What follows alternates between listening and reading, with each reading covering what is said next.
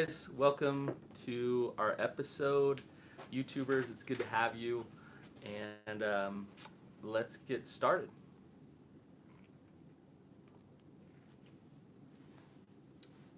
Okay, here's the question for today. What keeps me from disclosing the truth?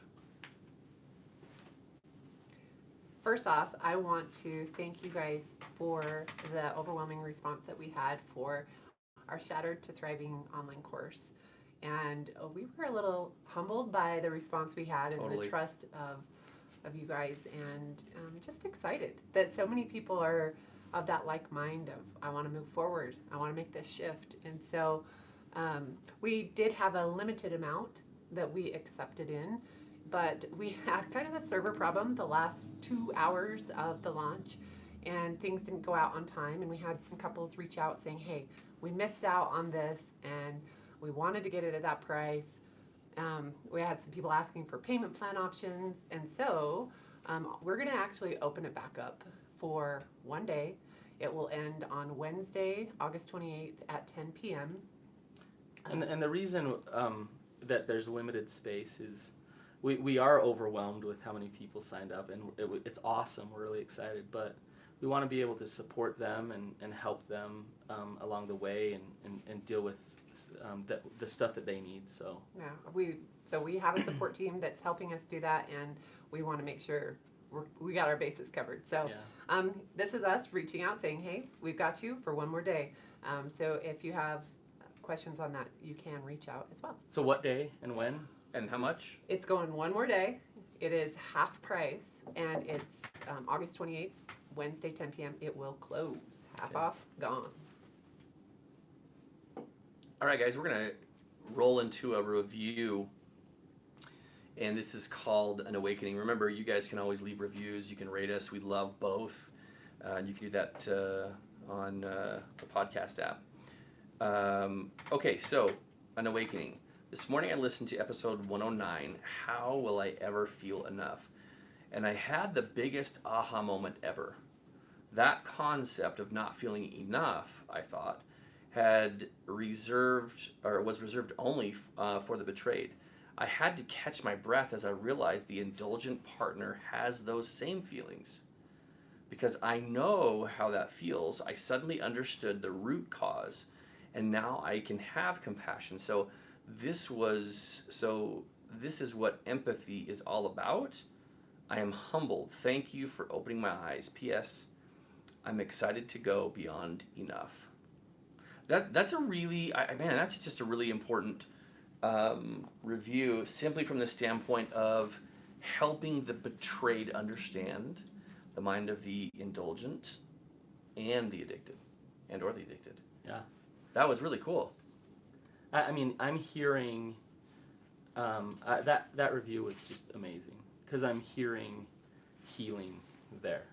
She's gone from a place of just frustration or anger or sadness to a place of taking that sadness and turning it into some empathy, some compassion, and it doesn't mean that she's gonna go break her boundaries or anything like that with him, but it will greatly affect her and her healing, that she has the ability to empathize with him, and her reality won't just be darkness, but it'll be kindness and love back toward him. And so that's awesome. And I love how she mentioned Beyond Enough too, because of we're launching Beyond Enough, and that's what it's all about. It's all about getting to a place where you are worthy of love and you are good, so that you can connect and have compassion and empathy for others. So, okay, should we get into the topic? Let's do this. Hand? This was a really, if we could give you guys a behind the scenes of how we come to these topics and how we position these, you guys would be like, whoa, seriously? That's how they do it? Sometimes it's really easy, and sometimes it's like, wait, what does this mean? And this was, I thought, a really compelling and interesting exercise to come to this question, but also to narrow the topic down. Yeah. This is really good. So let's talk about first the continuum that there is of disclosure, because there's extremes on both end. There is the over disclosure guy or gal, the over disclosure person, and what they do is they're in their shame a lot, and they want to make sure they're being honest and make sure they're being good, so they're constantly disclosing everything they possibly can, and it's out of fear. It doesn't create safety in the relationship when they're just constantly disclosing just because they want to make sure that they're being an honest person. Their intention is usually not about honesty. It's about shame. It's about being good enough and showing that they're good enough. So there's that person, the over disclosure person. On the other side, there's the person who doesn't disclose anything. And not only do they not disclose anything, they use certain tactics to not let their partner close to them so that they can find anything out. So they'll turn the tables a lot, they'll gaslight, they'll push them away, they'll blame, and then they'll hide everything. And obviously that doesn't build very much safety and trust in a relationship. And then there's the in-betweeners. There's the guy who, doesn't really disclose anything until he's asked. And once he's asked, he's like, yeah, actually, I have messed up. I did do this thing. But he doesn't come forth with it. He doesn't go out of his way to say, hey, I need to tell you something. There's the person who discloses sometimes, but not other times. Sometimes they'll come forth and say, hey, I messed up. Other times it's like, nah, it's a bad time. I don't want to do it right now. There's all these reasons not to do it. And so there's that person, right? And you can see in all of these scenarios, it's destroying trust in some way, right? So do you guys want to speak to your experience with this? It sounds like also some protection, like misguided protection. Like if I withhold... Self-protection? Yeah, I'm protecting my partner by not sharing these things because it will hurt them, or it will make me uncomfortable because then they're mad or they're hurt and upset, and then I feel these things. So it's like this weird... Well, and that is one of the most common justifications to not disclose is, and it can even seem like a pretty noble justification. Look, I don't want to tell them right before Christmas, and so I'm going to wait, and I'm going to wait, and I don't want to blow up their world right now. Or on the heels of, or just before some major life event, and we get, and I was that guy. The second affair that I had was on the heels of some trauma that our girls experienced. We just gotten to a point where we had just gone through therapy, and we got out of the regular cadence of going to therapy because we were really in a good spot. And then that happened. The last thing I wanted to do was blow up the good place that we were quote unquote in. Now I think there is a time, and like a good time and a good way. There's no way to do it that avoids pain. Yes. But you can be sensitive to a good time and a good way to do it. However, sometimes, no matter what, it just needs to be done.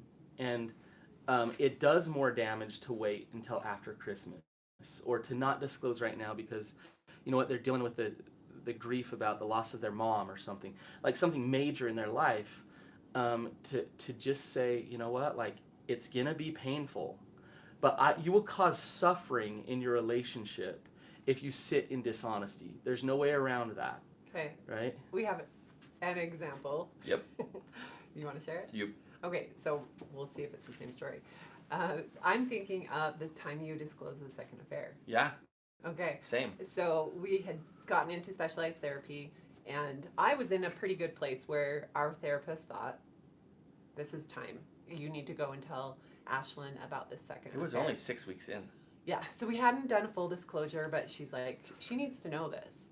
And we were literally leaving 2 days later, or 1 day later? 2 days later, to go to a wedding. So we would be at a place that reminds me of all the things, right? And then we were going to Disneyland as a family for days after. So it was like, no, I don't want to tell her because we're going on this trip and it's going to be like, Let's go enjoy Disneyland. yeah, it's going to ruin everything. And what was her response? No.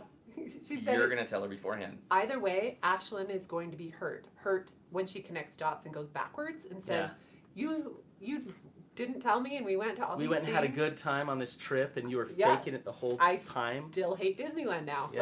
Like, either way, I was going to be in pain. Right. And so she were you. was. Yeah. And it was... So what did you do? It was What horrendous. happened? I did exactly what I was told. You went and told her beforehand? Totally. Okay. And what happened? It all hit the fan. Yeah. That's what I wanted to get to, is there's all these reasons not to do it because it's all going to hit the fan, right? Yeah. It's gonna blow up your world, your life, whatever. And I mean, it could be as small as a relapse that's not that big a deal, and as big as a major affair that's been going on. Yeah. But it's gonna hit the fan, and there's all these reasons not to do it because you don't want those consequences. But here's the reality is, if you did this thing, there is consequences, no matter what. So if you keep it quiet and you don't say anything, and you take it to your grave, then you're going to have consequences from now until the day that you die for that thing that you did. Yep. If you face the reality and how painful it is and deal with those consequences, then you can grow from them, you can move forward, and you can overcome that thing that's happened. Yeah. You know, it's interesting. I keep thinking about the line from Mr. Weasley in Harry Potter when he has to go to defend himself for using a Patronus charm, and Mr. Weasley's prepping Harry before he goes into this trial, and he says, as the Americans say, "Truth will out," and I don't think we actually say that, but hey, truth will out. Let me just assure everybody who's listening, truth will out. Truth will be known, and the way that I know that is because I held on to the second affair and lived in secrecy during months of therapy, and then for I don't know how long it was. It was 1 year before you told me. Yeah, after it had ended, it was a year before I had actually shared, and so. It's gonna happen. Truth will out. But here's what my hope is too here on this. And actually the review is super, super appropriate considering this episode, in my opinion, from my eyes.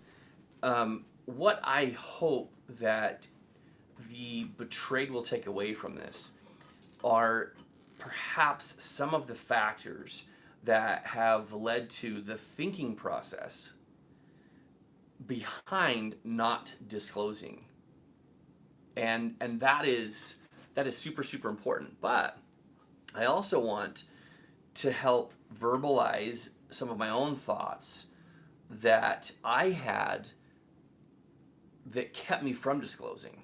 Because you were kind of I was all of the things that Brannon described. He was the one who never told. He was the one who told when I asked, and he was the one who told without being asked. Like, Yep. It was kind of madness. So how do you build trust like that? Yeah, we didn't have that. That was building trust wasn't wasn't even a thought, Brannon, because we both knew that there wasn't trust. Okay, but let me just identify one thing actually that I think was a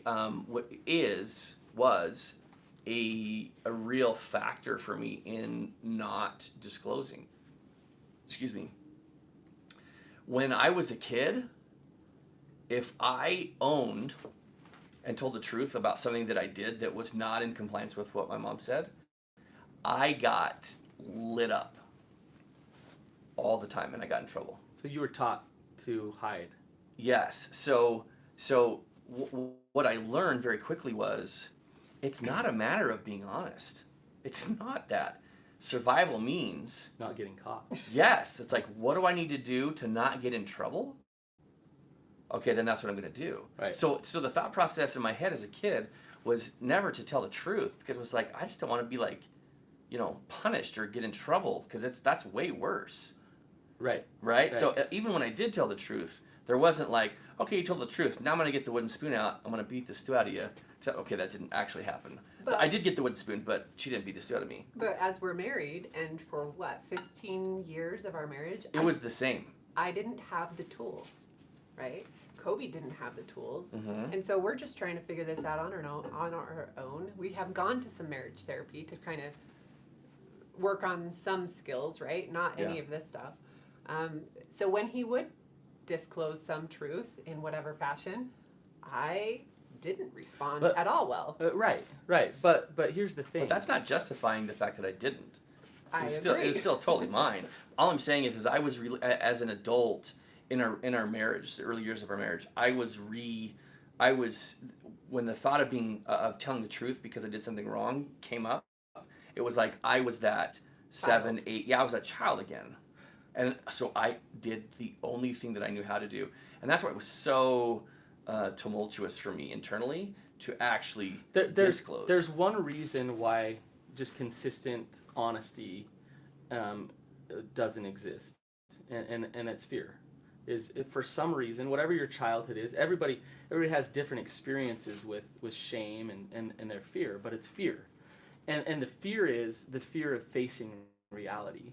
And the thing about, like, if you didn't have the tools, Ashlynn, he might say, well, I have a lot of fear that if I tell her, she's going to melt down and not be able to handle this. But I'm going to leave her. That's what he thought. Yeah, or you'll be gone or whatever. Now, here's the thing with therapy, and what I do as a therapist is the whole point of therapy is facing reality, is figuring out how to get real with what is, and then start to move forward from that. I've never seen it really serve somebody to live in denial about reality. They don't get emotionally healthy. They don't move forward. And so if you didn't have the tools and he came and disclosed something, it might blow up your world. And then you might go get the tools, right? Yeah. But if he keeps you, safe by not disclosing anything, then he's enabling the situation where you guys are at in your marriage, and you're going to stay married and unhealthily disconnected and miserable in your marriage, right? So it's better for the crap to hit the fan, for everything to get blown up, and feel that the chaos and the pain and everything, so that the dust can settle somewhere completely new and different because you face that reality.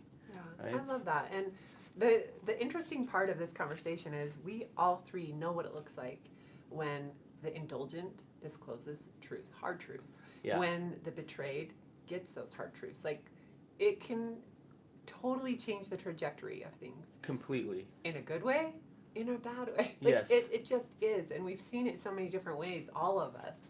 But I think what I hear the most from the betrayed is, but just what? Like, why can't they just tell me the truth? Like, yeah, I didn't show up the way I wanted. And yeah, I didn't do it. It's because they can't face their fear, right? Yeah, that's the ultimate thing. To give a short, simple answer to what keeps me from disclosing the truth, it's fear of rejection. But here's the thing, and it's beautiful the way God has set this up, because a guy who goes from shame and addiction and whatever, and just feeling horrible about himself, to stepping into the vulnerability of being honest consistently, two things happen. One thing is his shame starts to heal. He starts to realize, oh my gosh, I can do hard things. Like, I'm empowered here. This is painful. I can tolerate pain. I can step into this, right? And the second thing that happens is that's when she starts to realize, oh my gosh, he's going from a guy who doesn't have strength and integrity to a guy who can handle it, a guy who can step into stuff, and he's got strength. He can do this. And that's how trust starts to get rebuilt. Trust doesn't get rebuilt by keeping everything hunky-dory, like, let's pretend like everything's okay. Mm-hmm. Trust gets rebuilt by that person being able to step into the hard stuff and own that. And so the opportunity for trust building is there when you make mistakes. Mm-hmm. Right? Yeah. Does that make sense? Sense? No, it makes complete sense. And I think even in it's like our minds can be hijacked in certain situations.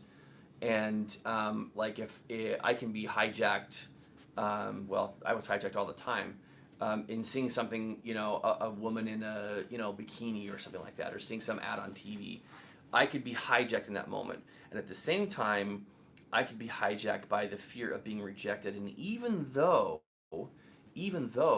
I might have to really purposefully, mindfully just say, I'm going to do this, and I have to white knuckle a disclosure.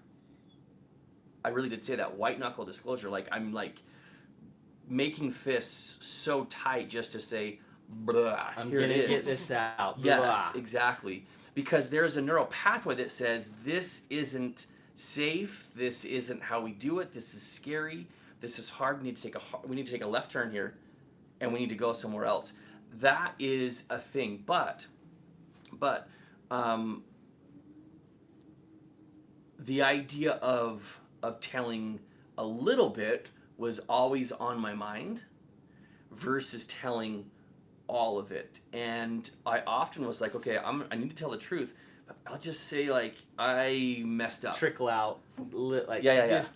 Just give enough. All the time when I would travel, I messed up. Yeah, that was his. And we never. What the heck does that mean? She didn't ask, and I wasn't gonna volunteer it. That's for damn sure. I was not gonna do that. So I want to get into what you're talking about, like the different little tactics. It's like sticking my toe in the water. But you said something really important that I want to address, and it's this.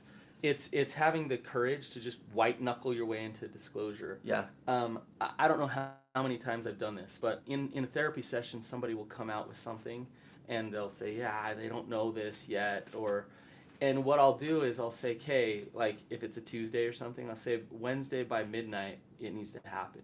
It has to happen. Oh, I can't do that. But they're like, I know it needs to happen. And so we'll set something up where I'll say, I'll expect a text message or an email from you by 9 o'clock on Thursday morning, and it better be there telling me that you did it. And the whole thing that I'm doing is they want to do it. Yes. They want to disclose. It's ready. They need that accountability, and they need that nudge that, hey, I'm going to go forward with this, and I'm going to get it done. Yep. Right? That was exactly what Amy did. You're going to go home right now, and you're going to tell her. And I was like, oh, I'm not ready. She's, nope, you're going to go home and do it right now. So I just was like, okay, I'm doing this. That is like a whole nother discussion in itself, is having someone that you can be accountable to that really makes you show up and own your honest shit. and deal with it and get rid of all the excuses to not friend, do it. Not your brother, not your dude at work that's doing the same crap. And let me just make a little asterisk next because to this. those guys will be like, oh, let's just do it together. Don't do it. Like it'll hurt her. Like we don't want to. Yeah. But let me put a little asterisk next to this particular part of the episode for the therapists who are listening. We got them. It is my whole point for making this statement is to say trust is so critical with you and the indulgent or the addicted, an effort to stretch them, an effort to ask them to do things that they're innately, biologically not prepared to do. I'm so glad you're bringing this up, Coby. And you're good at it. Well, but the whole point with Amy was that I trusted her with. I absolutely trusted her. My trust in her was absolute because she was safe, and I had no idea what safety was, and because of that, I was willing to be stretched. I was willing to be prompted. But when to a do therapist or a church leader backs you up in your denial and in your justification to not own the reality, then you're locked in. Then it's like, well, and sometimes they'll do that because they're uncomfortable that you're going to be uncomfortable. Say more. I don't understand what you mean by that. Like a therapist will say, like, she doesn't have the tools yet, so don't tell her. Oh, okay. Like let's hold off. Like she doesn't really need to know that. Let's be careful. Okay. So if a church leader or a therapist does that, then it solidifies that denial for the indulgent person who's thinking like, oh good, I didn't want to tell her anyways, and now it's the best thing to do is to not to tell her because it's so painful and hard, right? So it's important that, and my philosophy is facing truth is always what's best. It's and it can be done in the right ways, but like you said, Coby, to have somebody who you knew had your best interest in mind, Yep. who you knew loved you, pushing you to do this crazy difficult thing is what needed to be Yeah. done. Well, and it's like you couldn't see what was in front of you, the path, right? You Oh hear my about gosh. this thing like called recovery, but Right. but to have someone Yeah. that's 2 steps ahead who does it maybe as their job, And knows this is part of the process. Right. Yep. Yeah. that's where the trust I think also can come. Is like, okay, I'm trusting that you actually have done this before. You know what you're talking about. Okay, let's do this. Yes. Right? I was talking to somebody recently, and there's major betrayal and crap going on in their marriage, and all this stuff, and you know they go to couples therapy, and the couples therapist is like, well, we don't want to talk about that. Let's talk about the love languages. And I'm just like, what? Huh? Like, how is that helpful in any ways? You're just avoiding the hard stuff and trying to focus on the easy stuff. You got to go there. Yeah. So Okay. When you stretch them, do so gently. Build trust gently, because the stretching part is super scary. Okay, Ash. I gotta share this because one of my girls in group is very artistic. She's a teacher, and she had this graphic that she kind of, like a diagram that she made for her spouse, because he's one of these, like Coby, who he hasn't come forward. He's been caught in his mess ups, and he'll tell the truth when caught, but hasn't yet done it. And so she made this diagram, and she was like, oh my gosh, okay, so when to tell your wife? And it's this diagram of, do you want to tell her, yes or no? Right. And it goes through the yes or no's, right? And the very bottom, the answer is tell her. yeah, just tell her. Like, no Right. matter what you're feeling, the answer is always be honest. Right. And Yes. he looked at this and thought, like, okay, like, really, even if it hurts you, even if you're going to be sad, you want me to tell you? And she's like, yeah, Right. I really do. Right. Um, But get clear with, because there's that side of over disclosure, Yep. which is like I'm going to tell you every little detail all the time, no matter what, and that doesn't build trust in a well, relationship. what you're saying, that's almost like, hey, you're my accountability partner. Yes. And that's not what That's we're saying. not what we're talking about. So you're saying, hey, let's say you have a relapse of whatever your relapse means. You take it to your therapist, your sponsor, and they give you okay, now you've got what That is you tell her. Do you have a 24-hour plan? Yes. Do you have a 48-hour plan? Right. What is it? And that's when you go and you disclose. Yes, absolutely. So there's a couple things that I want to look at. One is, and these are some complexities with the whole disclosure thing. And if you hear this, if you hear yourself in what I say right now, then you really got to check yourself. Okay. So are you the person who will disclose some things because you know that she'll kind of be expecting, or he'll kind of be expecting that you're gonna mess up sometimes, so I'll give them enough.